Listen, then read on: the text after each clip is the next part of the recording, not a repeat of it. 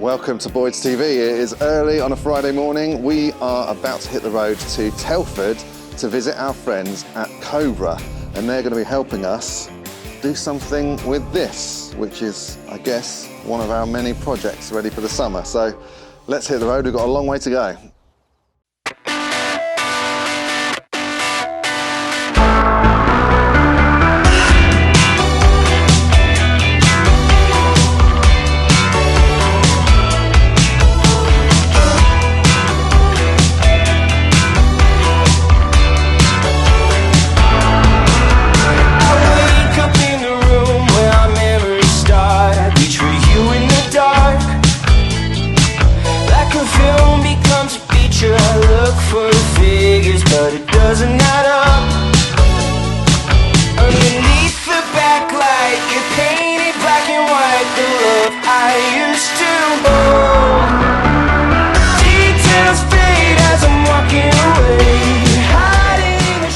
We've been here 44 years now.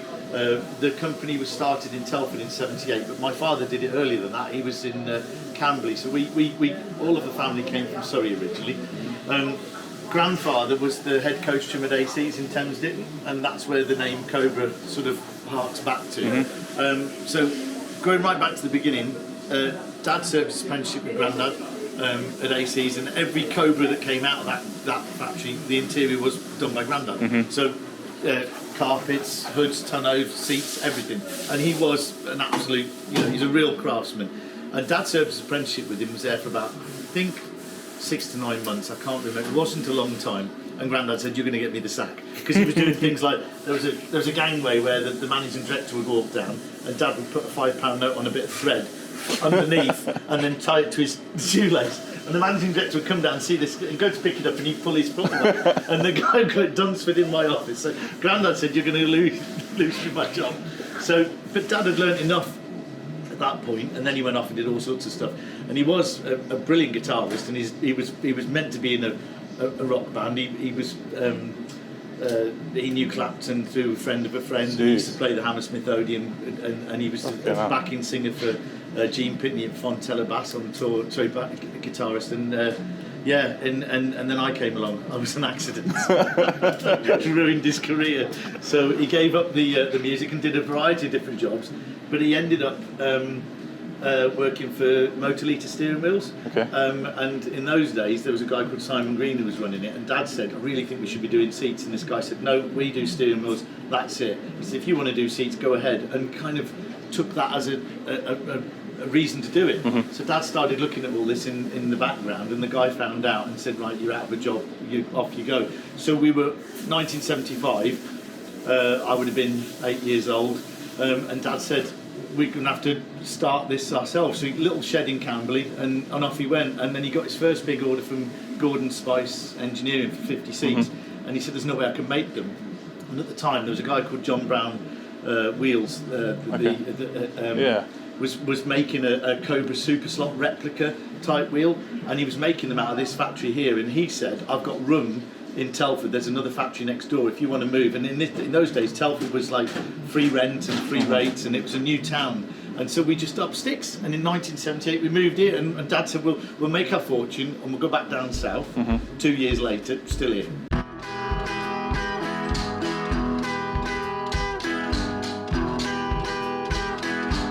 So the process begins in our engineering shop, where we manufacture all of the tubular steel frames. So and we have various different styles of seats.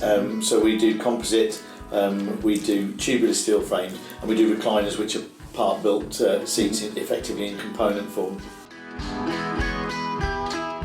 Once the tubular steel frames are complete, they'll go out to a local paint friend of mine, powder coats everything for us, and we've got a sort of rolling treadmill of stuff that's coming in and going out all the time, being painted. So once the frame's painted, it's then upstairs, and it's got a route card on it to get it through production, and we've identified what that part. But some of those frames are very modular, so for instance a Daytona base will actually become the base for a Le Mans, or a Jensen base for the stadium seats. but they're all interchangeable, so you can take any top and any bottom or any back and base of a recliner and bolt them together, and you can create any sort of Frankenstein with those different seats, which actually quite cleverly means we've got 3 different basic frames, but we can make about 12 different seats from them. So once you're upstairs, they go through for the foaming, or poly up as we still refer to, and we use a combination of either moulded foams or slab stock that's cut, and we get a lot of that made out now. We still cut foam in-house, but if we're producing a fabricated foam piece, something, say for instance the Roadster 7 Sport, that will be made by one of our suppliers because they're better at it than we are. You know, it's quite a labour-intensive process.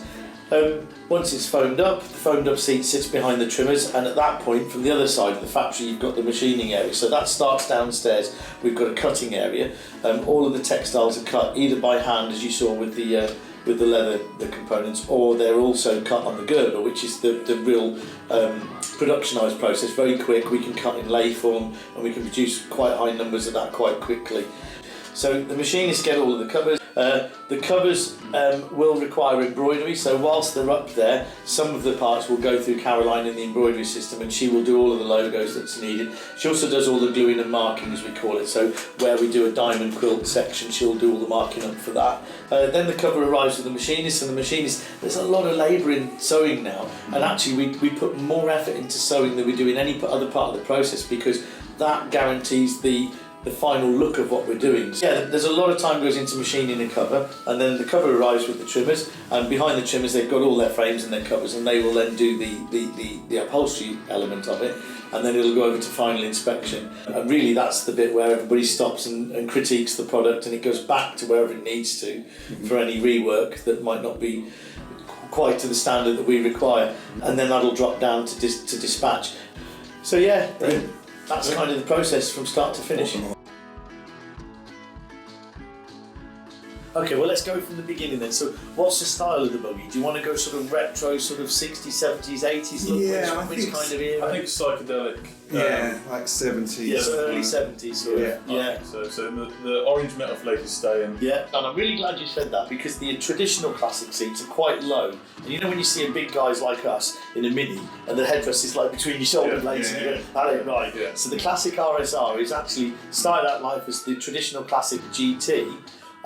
We have a classic RS, which is a more laid back sort of, it's very much like a 1970s Porsche style seat. And what we wanted from that was the one that the guys, when they went rallying, they took that seat and they extended it and they put extra kidney supports on and made it taller. So all we did was we said, right, we'll start with the original classic GT, and we made it much taller and added the kidney supports in. So yeah, but that can still be trimmed very much in the classic style. I think that's kind of perfect for what I think. Yeah. Kind of plain headrest. Yeah, potentially. But you were talking about putting something wild in the centres. We might have to break the centre up, and I have got a model. I can't remember what my dealer calls it. We made it for somebody a while ago, and he's very good at publishing stuff. And people are like, I'll do that, and they order it. So I'm back home on Sunday now, and you didn't think I was going to reveal all of the plans for what we were doing with the buggy, did you? So we do want to leave a little bit to your imagination, but we intend to reveal the final results of our collaboration at the Mancunian Motorcycle Festival, which is on the 6th, 7th and 8th of May. And I dare say the buggy will bring along to some of the other shows and meets we're doing this year. So what it leaves me to say is an enormous thank you to Mark and the whole team at Cobra. What an inspirational business, small family business, going for donkey's years, and some of the people who work there have worked there for decades, and it really retains that family feel, and something that we at Boyds really pride ourselves on as well. So I hope you've enjoyed this video. Our plan is to start making a lot more content. We've got so many projects in the pipeline. We are going to be relocating into a new workshop unit, which will allow us to film more. So the progress on the chopper will start up again.